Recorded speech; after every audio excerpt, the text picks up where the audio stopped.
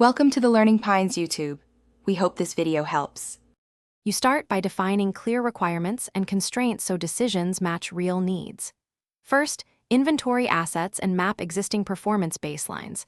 This tells you what must stay and what can change. Then set SLAs, bandwidth and latency targets, and security zones so design choices are measurable. Make budget and compliance limits explicit. This narrows options and prevents scope creep. Once done, prioritize must-haves versus nice-to-haves, and produce a one-page requirements sheet to drive topology and vendor selection. You now translate requirements into a concrete topology and service plan. Select a topology that matches scale, spine leaf for east-west heavy, hub and spoke for remote sites, because physical layout affects latency and cabling.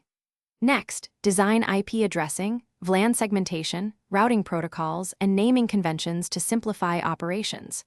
Specify redundancy levels, load balancing points, firewall choke points, and co-S policies to meet SLAs. Make sure to document interface maps and failure scenarios so your implementation team implement in controlled stages. Build and test in a lab, run a pilot, then perform phased production cutovers, which reduces blast radius. Automate device configuration, backups, monitoring, and change control so repeatability and rollback are instant.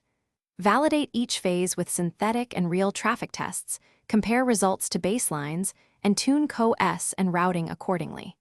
Finish by documenting the final design, runbook. And one key troubleshooting tip. If connectivity fails, isolate layers.